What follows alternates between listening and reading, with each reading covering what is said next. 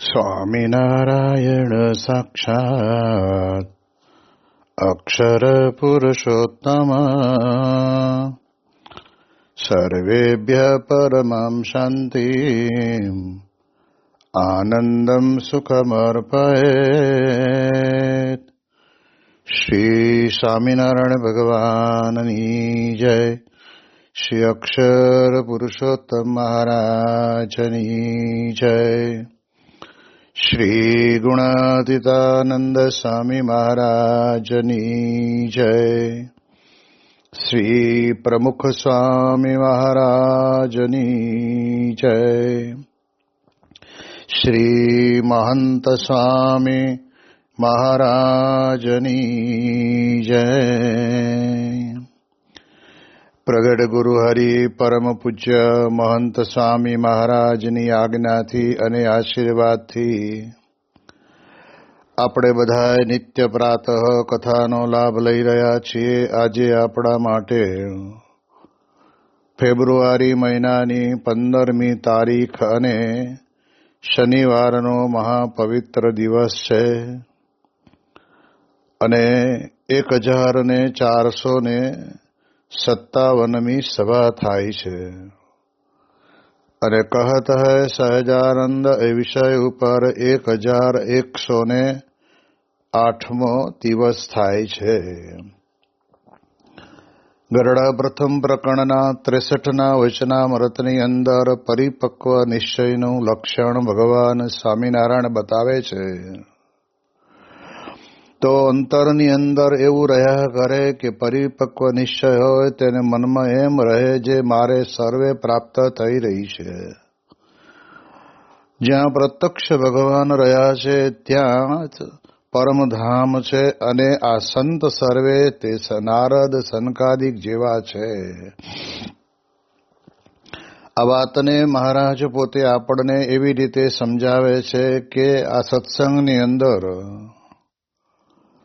સંપૂર્ણ પરિવાર જેને કહેવાય, સંતો, હરિભક્તો, નાના મોટા દરેક એ સંપૂર્ણ કહેવાય છે કે ભગવાનના સ્વરૂપના અંગો ગણાય.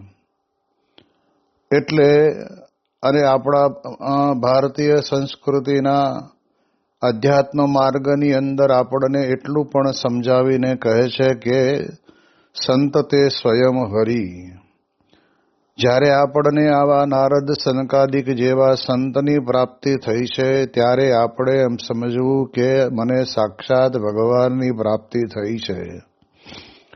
સારંગપુર પ્રકરણનો 10મા વચનામૃતની અંદર પણ મહારાજ પોતે આ જ વાત આપણને કરે છે. એટલે એવા સંત મળે ત્યારે આપણા જીવનની અંદર આપણું પરિવર્તન કરી નાખે છે. એ સંતને વિશે અખંડ ભગવાન નિવાસ કરીને રહ્યા છે એટલે ભગવાન જે કાર્ય કરે એવું જ કાર્ય એ સંતની અંદર રહીને ભગવાન પુરુષોત્તમ નારાયણ પોતે કરે. અને એટલે જ એ ગુણાતીત સત્પુરુષો પોતે ક્યારેય એવું માનતા નથી કે આ મેં કર્યું. એ સદાયને માટે એમ જ માને છે કે ભગવાન સ્વામિનારાયણની કૃપા અને ગુરુવર્યોના આશીર્વાદથી થયું છે. તો એવા સંતના યોગની અંદર સામાન્ય જીવ આવે તો એના જીવનને પરિવર્તિત કરવાનું એક ભગીરથ કાર્ય સંત દ્વારા થઈ રહ્યું છે. આપણા સંપ્રદાયની અંદર આપણે જાણીએ છીએ એ પ્રમાણે ઘણા બધા એવા પ્રસંગો આપણને જોવા મળે છે કે જે માણસ પોતાના બાહુબળ વડે કરીને, પોતાના બુદ્ધિ ચાતુર્ય વડે કરીને પોતે કોઈ પણ પ્રકારે પ્રયત્ન કરવાનો એ વિચાર કરે પણ છતાંય એ પ્રયત્ન એનાથી થતો નથી અને થાય કરવા જાય તો એને સફળતા પણ મળતી નથી. અને એટલા જ માટે કહેવામાં આવ્યું છે કે પુરુષ પ્રયત્ન કરે પણ જ્યાં સુધી ઈશ્વર કૃપા ન ભળે ને ત્યાં સુધી બધું નકામું. એટલે ઈશ્વર કૃપા એટલે શું કે બડે ભાગ માનુષ્ય તન પાવા. એવી જ રીતે આપણને સંત મળ્યા છે એ મારા મોટા ભાગ્ય છે. શબરીને રામચંદ્ર ભગવાન પોતે 9 પ્રકારની ભક્તિ બતાવે છે. એની અંદર છેલ્લી ભક્તિની અંદર આ જ આપણને કહે છે કે જ્યારે આપણને એવા સંત મળ્યા ત્યારે મારા મોટા ભાગ્ય છે એમ સમજીને સંતનો સમાગમ કરો અને સંતના સમાગમે કરીને જીવનની અંદર આપણે ધીમે ધીમે કરતા કરતા ઉર્ધ્વ ગતિને પામીએ છીએ એ પણ આપણને સમજાય છે. ગઈકાલના દિવસની અંદર જે પ્રસંગોનું રસપાન કર્યું એવા જ પ્રસંગો પણ આપણે ત્યાં આગળ છે કે સંત પોતે એટલા સમર્થ છે, જેમ કહ્યું હતું ને કે પારસ વિંદામણી કલ્પતરુ કામધેનુ ગાય આ બધાય કરતા પણ વિશેષ છે. કારણ કે એ પોતે એના જીવને અંદર પડેલી નાની મોટી કુટેવોને પણ સરળતાથી કાઢી શકે છે. અને એટલે જ આપણને કર પ્રભુ સંગાતે દ્રઢ પ્રીતડી રે એ કીર્તનની અંદર એવું કહ્યું છે કે માટે સેવે તું સાચા સંતને રે તારા ટળશે ત્રિવિધિના તાપ અંતકાળે સગો નહીં કોઈનું રે. સાચા સંતને સેવે તો ત્રિવિધિના તાપ આધિ વ્યાધિ ને ઉપાધિ આ 3 પ્રકારના તાપ છે એ ટળી જાય. પણ પછી જે મહત્વનો મુદ્દો કહે છે એ સમજવા જેવો છે કે અતિ મોટા પુરુષને આશરે રે બળે પૂર્વ જન્મના પાપ. આ જન્મના તો બળી જાય, પણ કહે છે કે પૂર્વે જે જન્મની અંદર જે પાપ કર્યા હોય તે પાપ માત્ર બળીને ભસ્મ થઈ જાય અને ભગવાનનો પરમ ભક્ત બની જાય. તો આપણે સમજીએ છીએ કે એવું બને છે એનું કારણ તો કે એવા ગુણાતીત સત્પુરુષને વિશે અખંડ ભગવાન રહ્યા છે અને એવા સંતની મને પ્રાપ્તિ થઈ છે. આજે જ્યારે આપણે પ્રસંગોને રસપાન કરીએ ને ત્યારે જ આપણને એની ખબર પડે. સ્વામી કે શેરડીનો સાંઠો જોઈને આપણે કલ્પના કરવાની કે ભાઈ આ શેરડીનો સાંઠો કેવો હશે, એમાં ગળપણ હશે કે નહીં હોય, મોળો હશે કે ખારો હશે. પણ જ્યારે એની અંદરથી રસ કાઢીને ગ્લાસની અંદર આપણે લઈને પીએ ને ત્યારે જે ગળપણનો આસ્વાદ આવે એ અનુભવ જ્ઞાન કહેવાય. એમ આ સત્સંગની અંદર એવા કેટલા બધા પ્રસંગો બનતા હોય છે કે જે પ્રસંગોની અંદર આપણે અનુભવ કરીએ એવી પ્રકારના સંતના જીવનની અંદર એ સંતે પોતે કેટલા બધાના જીવનના અંતરની અંદર રહેલા દોષોને ટાળી નાખ્યા છે, પૂર્વ જન્મના પાપને પણ બાળી નાખ્યા છે. આપણે જાણીએ છીએ કે જેમ બાળક છે ગમે તેટલી ભૂલો કરે પણ એ બાળકને એની માતા જરૂર માફ કરી દે.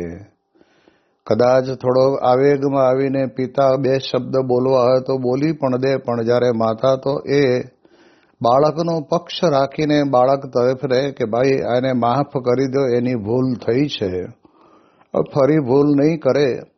એમાં માતા સમાન એવા જે આ ગુણાતીત સત્પુરુષો છે એ પોતાની પાસે આવનાર વ્યક્તિને જીવનની અંદર કહેવાય છે કે એ પ્રમાણે સત્સંગના માર્ગે વિશેષ કરીને વાળીને આ પ્રમાણે એનું જીવન બદલી નાખે છે.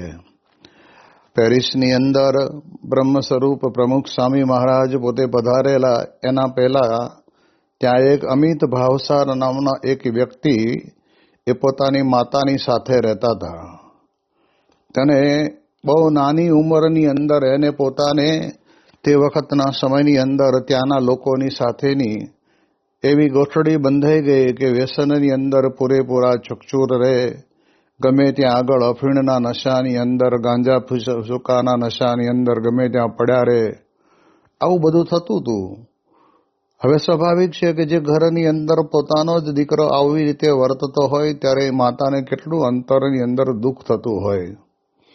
એટલે એની માતા પોતે બહુ ચિંતામાં હતા કે આ છોકરાને કેમ સમજાવો. એક વખત તો કેવું બન્યું કે એના મામા પોતે મર્સિડીઝ લઈને આવેલા અને બહાર પાર્ક કરીને ઘરની અંદર બેઠા હશે અને પછી જ્યારે એને નીકળવાનો સમય થયો ત્યારે બહાર આવીને જોયું તો ગાડી નહોતી. અને ત્યારે અમિતે તો તે ગાડી લઈ અને વેચી નાખી. અને પછી એના મામા પૂછતા હતા કે ગાડી માળી અહીંથી કોણ લઈ ગયું છે ને ક્યાં ગઈ છે. ત્યારે અમિતને એમ કે મારી આપ ક્યાં કોઈની છે, કોની છે ખબર નથી, મારા મામાની છે એવી ખબર નહીં હોય. અને અને એણે કીધું કે મામા તમારી હતી કે હા મારી હતી, એ તો મેં વેચી નાખી. હવે આવી પ્રકારના જેને કહેવાય ને કે સ્વભાવો બધાય કુસંગના સંગે કરીને પડ્યા હોય, એ નીકળવા બહુ મુશ્કેલ છે. એની માતા ઘણું સમજાવે પણ સમજે નહીં. ગમે ત્યાં પડ્યો રહે, ગમે ત્યાં પોલીસ ચોકીએ હોય, ગમે ત્યારે કોઈ જેલમાં પણ જી આવે, આ બધું ચાલતું હતું તંત્ર.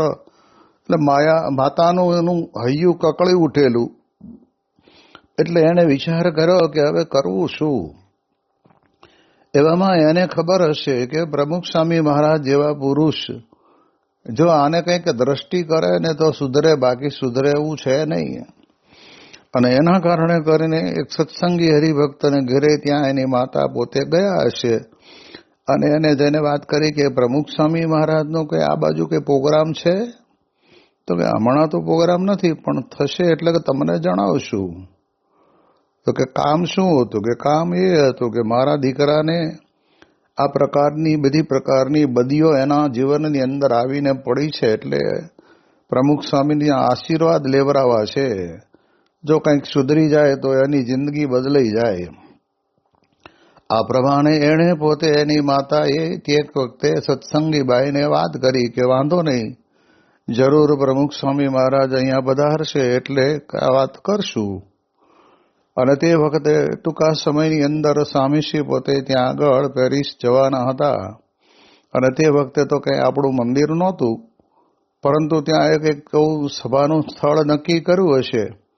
તે વખતે તે સ્થળની અંદર ત્યાં આગળ સભા હતી અને સભા પૂરી થાય એટલે સ્વામી પોતે પોતાના આસન ઉપરથી ઊભા થઈ અને પગની અંદર મોજડી પહેરી અને પછી ગાડીમાં બેસીને ઉતારે આવે.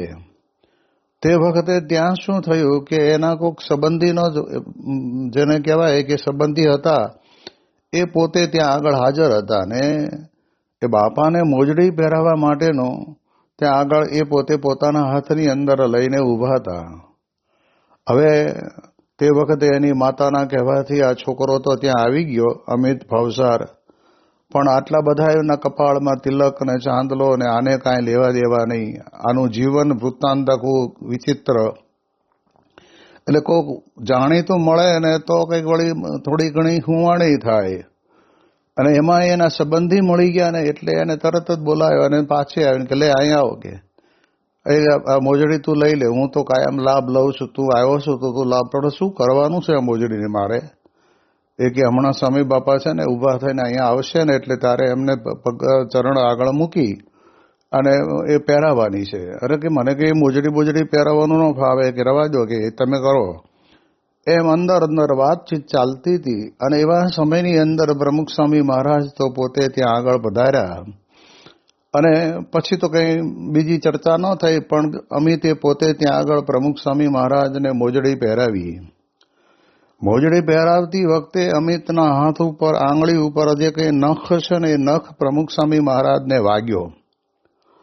અને વાગ્યો એટલે એણે પોતે વિચાર કર્યો કે હવે આ મહાત્મા શું નિર્ણય લે છે અને શું જવાબ આપશે.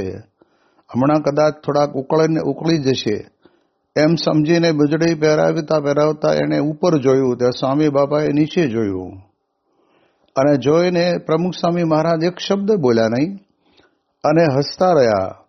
અને એ વખતે ત્યાંથી સ્વામી પોતે તો મોજડી પહેરીને ગાડીમાં બેસીને નીકળી ગયા. પણ આમ અમિતના મનની અંદર વિચારો બદલાવા લાગ્યા. એ વિચાર એવો બદલાવા લાગ્યો કે મારાથી એમને વાગી ગયું છે છતાંય તે કાંઈ બોલતા નથી.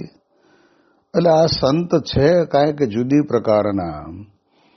અને પછી તો એની માતાને બધી વાતચીત કરીને એની માતાના કહેવાથી આપણા કાર્યકર જોડે નક્કી કરાવ્યું ને કે સ્વામી બાપાને અંગત મુલાકાતની અંદર એને બેસવા મળે તો બાપા પાસે બધી જ પોતાની જે કંઈ ભૂલો થઈ છે અત્યાર સુધીની એ બધી જ ભૂલો ત્યાં આગળ બાપાને કહેવી એટલે એ પોતે નિર્દોષ છૂટી જાય. એટલે કહેતા કે નિર્દોષ થઈ જાય.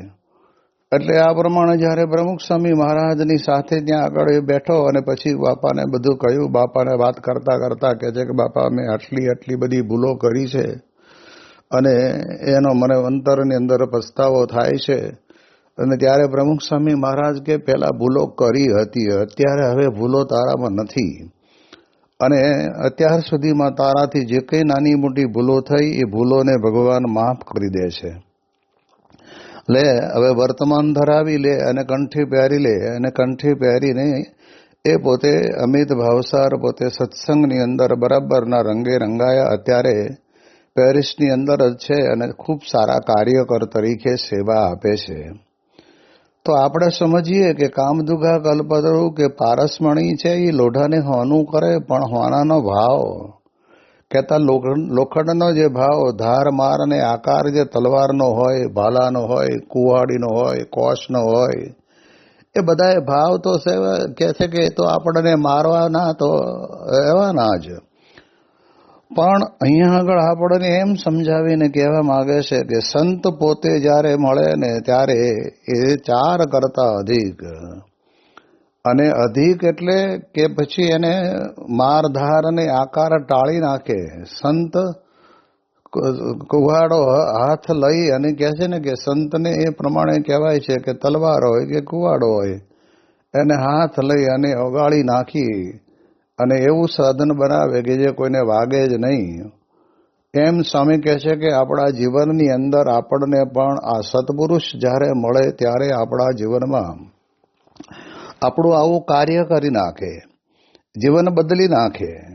જેમ આપણે જાણીએ છીએ તળાજાના ઋષુભાવાળાનો પ્રસંગ તો આ સત્સંગની અંદર બહુ જ પ્રચલિત છે, પણ અત્યારે વિષય આપણને પ્રાપ્ત થયો છે એ પ્રમાણે સંત મળે ત્યારે કેવું ભગીરથ કાર્ય કરે છે.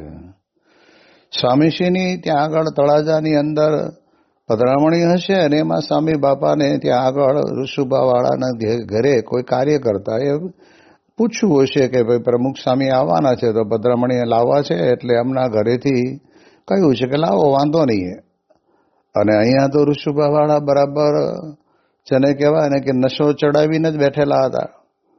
અને તે વખતે પ્રમુખ સ્વામી મહારાજ આવી ગયા ત્યારે એને ખબર પડી કે કોણે બોલાવ્યા, અત્યારે હું કંઈ નશાયુક્ત છું અને આવા સમયે લઈ આવ્યા. સ્વામી બાપાએ કહ્યું કે કાંઈ વાંધો નહીં, તમે નશો કરેલો છે ને, પણ આપણે બેસો ને પછી પધરામણી કરીને સ્વામીશ્રીએ પોતે 2 મીઠા શબ્દો કીધા. જો સત્પુરુષનું સાનિધ્ય છે ને કેટલા બધા સમયથી ચાલતી પોતાની અવળી પ્રવૃત્તિમાંથી મુક્તિ અપાવી દે, એને જીવનની અંદર સત્સંગનો રંગ લગાડી દે. અને તે વખતે પ્રમુખ સ્વામી મહારાજ પોતે બોલ્યા કે બાપુ, સિંહ કોઈ દિવસ ઘાસ ખાય નહીં, ગમે તેટલા દિવસનો ભૂખ્યો હોય ને તો પણ કહેવાય છે કે એનો ખોરાક જ ખાય. તમે તો સિંહ કહેવાઓ અને તમે રક્ષક કહેવાઓ, એટલે તમારે આ બધું ન જોઈએ, માટે આ છોડી દો. શું પ્રમુખ સ્વામી મહારાજના શબ્દોની અંદર તાકાત હશે કે જે શબ્દો વડે કરીને તે વખતના સમયની અંદર ઋષુભાવાળાને મનમાં થયું કે મળી વાત સાચી છે, આ આવું આપણે કરવું ન જોઈએ.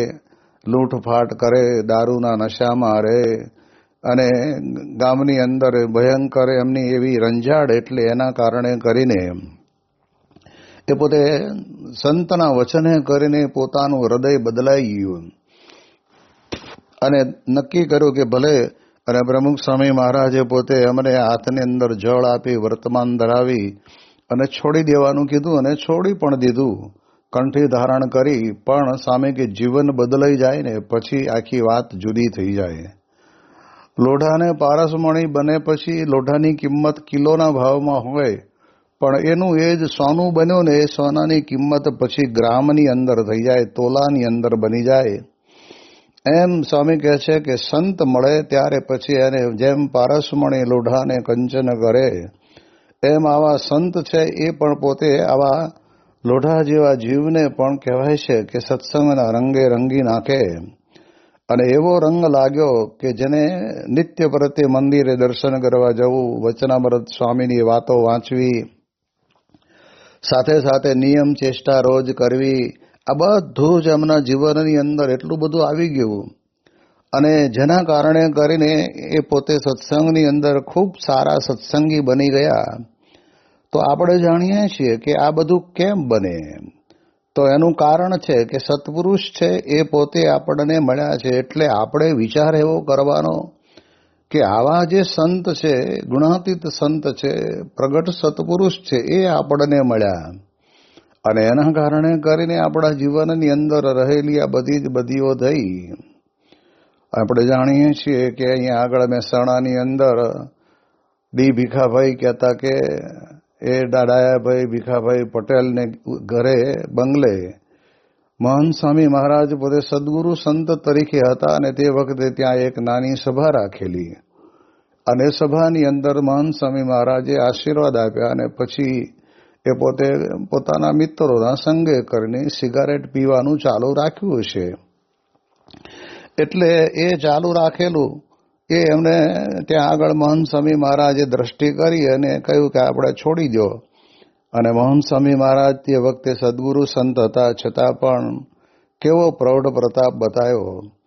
તો સિગારેટ તો છોડી દીધી, પણ ક્યારેક ક્યારેક મિત્રોની સાથે માઉન્ટ આબુ જતા અને ત્યાં આગળ આ પ્રમાણે જેને કહેવાય ને કે પીવાની થોડી ઘણી ટેવ થઈ હશે, પણ એ પણ મોટા પુરુષની કૃપાથી ગયું. અને બે વખત પ્રમુખ સ્વામી મહારાજ એ વિનયનગર સોસાયટીની અંદર ડાયાભાઈના બંગલે 7 દિવસ સુધી ઉતર્યા અને રહ્યા. એટલે આપણને ખબર પડે કે માણસના જીવનની અંદર એ સંત કેટલું જબરજસ્ત ભગીરથ કાર્ય કરે છે. એટલે એ દ્રષ્ટિથી આપણે વિચારીએ તો આપણને ખ્યાલ આવે. જેમ આપણે જાણીએ સુભાષભાઈ પટેલ દાર એ સલામની અંદર રહેતા હતા, પણ એમને પણ એવું જ અઠવાડિયાના 5 દિવસ જે કંઈ કામ કરવાનું, પણ પછી તો 2 જોટાવાળી લઈ અને મિત્રોની સાથે જંગલની અંદર જવાનું અને તાજું મારણ કરીને અને કાં તો કાચું ને કાં તો પકવીને પણ એ પ્રમાણે માંસાહાર કરવાનો, દારૂ પીવાનો, વ્યભિચાર કરવાનો, આ બધું જ એટલી બધી કુટેવો એને ત્યાંના સંઘને કારણે કરીને પડી ગયેલી. એટલે એવા પોતે ખુંખાર લૂંટારા જેવા હતા. અને એ પોતે પણ બોલેલા કે આ એક આફ્રિકાનો જંગલી સિંહ એને બકરી બનાવી દે તો પ્રમુખ સ્વામી મહારાજ બનાવી શકે, બીજા કોઈ ન બનાવી શકે. અને ત્યારે એમના મિત્ર પોતે એમને એક વખત દારે સલામની અંદર પ્રમુખ સ્વામી મહારાજ વધાર્યા અને ત્યારે કહ્યું કે આવો ને મારા ગુરુ આવ્યા છે દર્શન કરવા. તો કે હું કે એવું સાધુ બાવામાં માનતો નથી. અને ત્યારે તે વખતે કહ્યું કે ભાઈ તું જ્યારે કહે છે ત્યારે હું તારી જોડે આવું છું, તો એકાદી વખત મારી જોડે આવો. એટલે પછી બીજે દિવસે સવારમાં નાહી ધોઈ તૈયાર થઈ અને એ પ્રમાણે કહેવાય છે કે ત્યાં બાપા પૂજા કરતા હતા, ત્યાં ગયા, પૂજાના દર્શન કર્યા. અને દર્શન કરીને પછી જ્યારે લાઈનની અંદર પગે લાગતા હતા ત્યારે એના મિત્રએ કહ્યું કે આ મારો મિત્ર છે અને આનું નામ સુભાષ પટેલ છે. એમ જ્યાં સ્વામીશ્રીની સમક્ષ કહેવામાં આવ્યું એટલે તરત જ પ્રમુખ સ્વામી મહારાજે કહ્યું કે કયું ગામ? તો કે બોચાસણ. ત્યારે પ્રમુખ સ્વામી મહારાજે પોતે કહ્યું કે આજથી 10 વર્ષ પહેલા કે 15 વર્ષ પહેલા જ્યારે યોગીજી મહારાજ પોતે પધારેલા અને તે વખતે તમારા પિતાની સાથે તમે આવી રીતના કપડાં પહેરીને આવેલા, એમ જ્યાં યાદ કરીને કરાયું.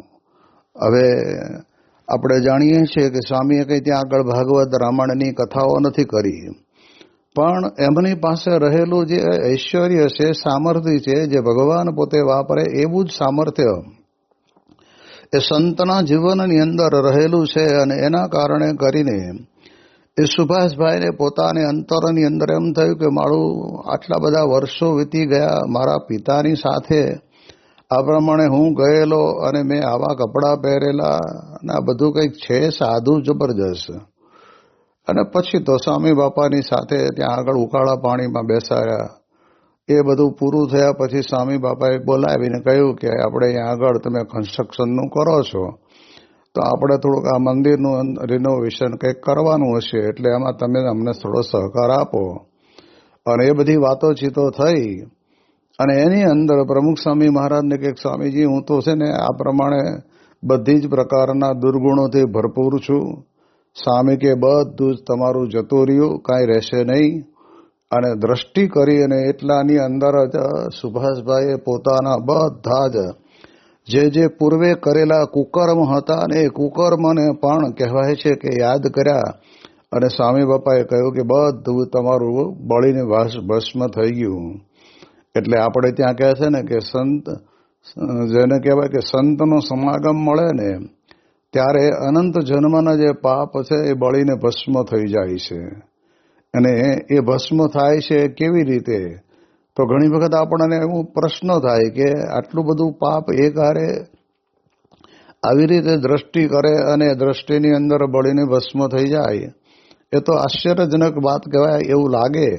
પણ સંત તો પોતે એવા દયાળુ છે, પરમ પવિત્ર પુરુષ છે, એમનું શુદ્ધ હૃદય છે અને એની છાપ જે છે ને એ જબરજસ્ત રીતે સ્વામી કહે છે ને કે આપણા અંતરની અંદર પડે. જેમ ઘણી વખત નથી સંતો વાત કરતા કે સૂર્યનારાયણ પોતે ઉનાળાની ગરમીની અંદર આપણે જાણીએ એ પ્રમાણે કહેવાય છે કે ગરમી 45 ડિગ્રી જેટલી ગરમી થઈ ગઈ હોય તોય આપણે જાણીએ છીએ કે બધી જે વસ્તુ કાગળ નાનું મોટું ઘાસ જે કંઈ પડ્યું હોય પડ્યું વરે. પણ એની જેને કહેવાય ને કે સૂર્યની કિરણોને ઝીલવા માટે થઈને બિલોની કાચ હોય ને એને તમે આમ બરાબર એટલી એંગલની અંદર ધરી રાખો ને તો 1-2 મિનિટની અંદર તો એવો જબરજસ્ત પ્રચંડ અગ્નિનો પ્રવાહ એમાંથી ઊભો થાય. અને એના કારણે કરીને એ પ્રમાણે કહેવાય છે કે ત્યાં આગળ બધું કાગળ ને ઘાસ સળગવા માંડે.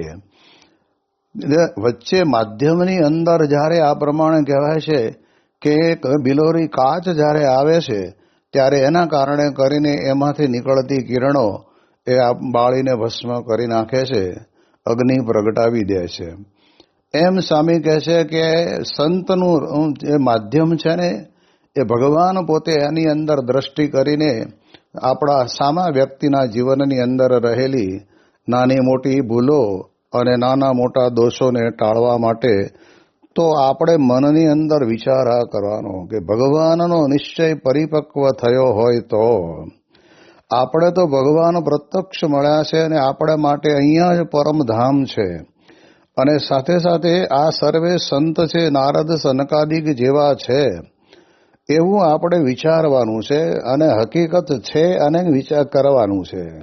સ્વામી કે જેના જીવનની અંદર ધર્મ, નિયમ, આજ્ઞા, ઉપાસના આ બધા સદગુણો પડ્યા છે એ કેવા છે? તો પ્રથમના 54ના વચનામૃતની અંદર કહે છે ને કે દેવહૂતિ માતાએ પોતે પ્રશ્ન પૂછેલો અને એના જવાબની અંદર કપિલદેવ ભગવાન પોતે જવાબ આપીને એવું કહે છે કે હે માતા, જેવો દેહના સગા સંબંધીને વિશે જેવી પ્રીતિ છે એવી પ્રીતિ ભગવાનના પરમ એકાંતિક સંતને વિશે જો થઈ જાય ને તો કહે છે કે મોક્ષનું દ્વાર ઉઘાડું થાય. અહીંયા પણ સંત બતાવ્યા તો આપણે જાણીએ છીએ કે મોક્ષ માટે થઈને તો સંત સિવાય આપણી કોઈ ગતિમતીને સુધારી શકે એમ છે નહીં. એટલે સંતનો જે મહિમા કહેવામાં આવ્યો છે એ અતિશય મહિમા આપણને આવા શાસ્ત્રોની અંદરથી પણ જાણવા મળે છે. જે નારદજી જેવાના યોગની અંદર પણ કેટલા બધાના જીવન બદલાયા, એવી રીતે સંત છે એ એવા શુદ્ધ પરિશુદ્ધ હૃદયના અને પવિત્ર જીવન જીવવાવાળા પરમ એકાંતિક ગુણાતીત સત્પુરુષ આપણને મળે અને એના કારણે કરીને આપણા જીવનની અંદર આપણું જીવન પવિત્ર બની જાય. એટલે એટલા માટે થઈને મહારાજ પોતે આપણને કહે છે કે આપણે જો પરિપક્વ નિશ્ચય તો થયો હોય તો આ વિચાર તો અંતરમાં એવો જ રહેવો જોઈએ કે મને આ સંતની પ્રાપ્તિ થઈ. અને એ સંતની પ્રાપ્તિ થઈ છે તો કેવી પ્રાપ્તિ થઈ છે? તો આપણને કહે છે કે અનુપ સંતને આપું ઉપમા, અને એવું નથી જોઈએ અનુપ સંતને આપું ઉપમા, એવું નથી જોઈએ. તો આવી રીતે જે સંત છે એનો મહિમા નિષ્કુળાનંદ સ્વામી પણ પોતે લખે છે કે સાતે દૃષ્ટાંતે સહુ સૂચવે, અને કહે કવિજન કોઈ કે 7 દ્રષ્ટાંત આપીને સૂચવે ને કોઈ કવિજન કહે તો એ સંત સમાન એકે નહીં, એ સંતની તુલે ના આવે. એવો જબરજસ્ત ભગવાનના અખંડ ધારક સત્પુરુષનો મહિમા એ આપણને કહ્યો છે. અને પછી કહે છે કે સ્વર્ગ મૃત્યુને પાતાળમાં. અને શોધે નાવે સંતને તોલ, દીઠા સુણ્યા તે દોષે બરા. સંત અતિ અમળય મોલ, અનુપસંતને આપુપમા. માટે અંતરની અંદર અહો અહો થાય કે આવા સંતના યોગની અંદર મને રહેવા મળ્યું છે, મારા મોટા ભાગ્ય છે. એની વિશેષ વાતો આપણે આવતીકાલે કરીશું. શ્રી સ્વામિનારાયણ ભગવાનની જય.